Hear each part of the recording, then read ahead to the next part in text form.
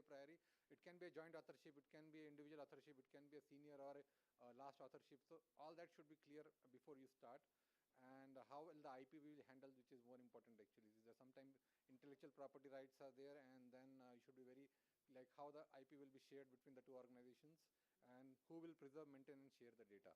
So data also, like sometimes you give a limited access of certain data, you can give full access, who will have complete access, who will have partial access, how will the individual access the data. All that should be clear before even you start any consortium. And increasingly collaborations must involve the institution. There should be material transfer agreement, IP, and research compliance and conflict of interest. All this should be in place before even you start collaborations, before you move ahead.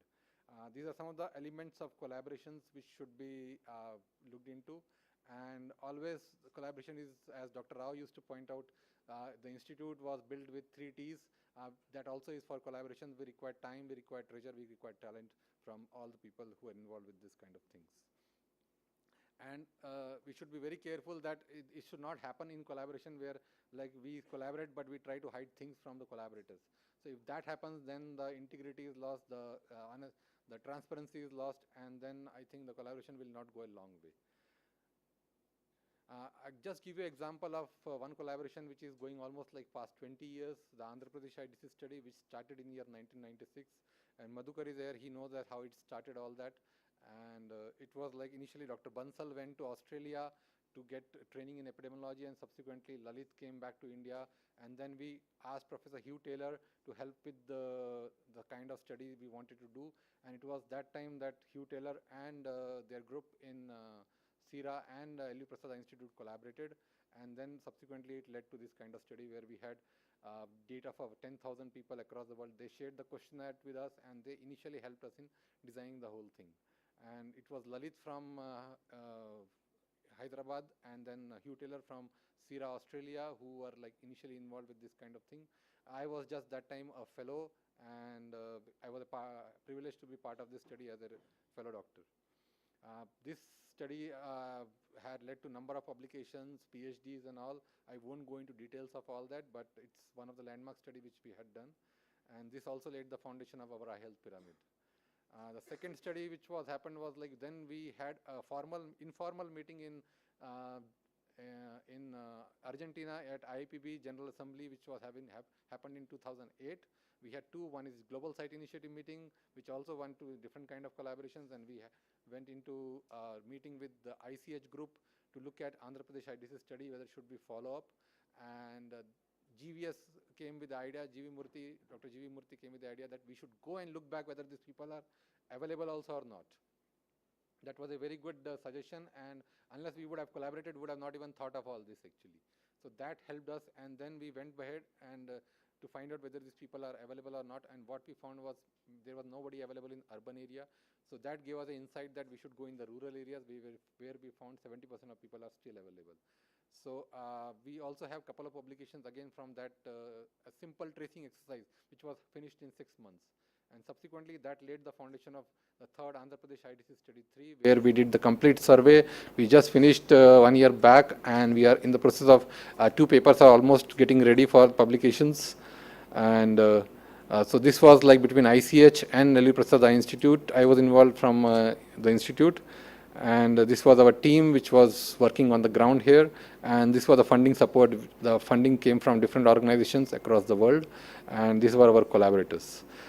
Then recently, 2 years back, we again Srinivas went for a postdoc fellowship at Dana Center in Vilmara Institute, and then he, along with David, came with the idea of doing assessment in the elderly population. There was no data on elderly population in India or any developing countries. Mostly are from the developed countries, and we don't have data. So David came with that idea, and we started doing it. And this study we have finished the part 1 of the study, and we're going to start the part 2. It is basically looking at the issues in the elderly, in home for elderly in Hyderabad itself. So we have almost like there are a number of issues which are coming out, and which is like sometimes mind-boggling for us also, we never thought of.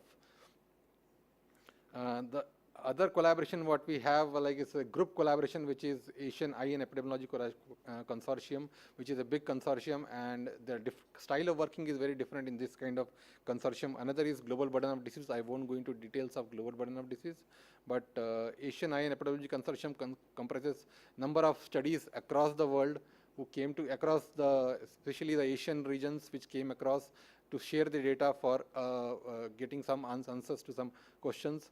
And why do we require this kind of consortium? Because sometimes one single small study cannot give answers for many of the questions we want to answer. This will harmonize existing epidemiological data and create study repositories. We can make use of different resources for epi studies and develop new models for data imaging and specimen sharing. Sometimes uncommon diseases can be discussed, answered with this consortium, where you don't have enough power or enough sample in your data, but you can take data from others and club it and then probably come with a better answer. And these are some of the papers which came out of this consortium, and they are very highly cited papers across in different regions. And this is how the consortium was formed. There is a steering committee which is at the Singapore National Eye Institute. It was initiated by Singapore, and we were involved to participate. And initially we were doing meta-analysis of using summary statistics from this data. And this is all the function of steering committee: look at overall research activities, solve issues of conflict. But steering committee doesn't mean that you will get authorship also. They just resolve many issues, and for authorship you have to be like a different kind of arrangement has to be made. And this is how some of the steps, I won't go into details of the step of the, like what happens if you want to do a meta-analysis, but this is how we do. Yeah, small 2 or 3 groups come with a question and then look at the data, and this is how authorship is shared. I won't go into details and how. So this is about the entirely about collaboration, and it's very satisfying when all of us come together and come to answer some unanswered question, and it's always a win-win situation for all of us. And I will acknowledge all the support from my team which I get in Hyderabad, as well as I would also like to invite you for Vitathon, which is happening in May. It's a marathon. It's a kind of run which we are trying to raise money for retinoblastoma. We did last year, and almost like 64% of retinoblastoma treatment patients were treated free of cost from that fund.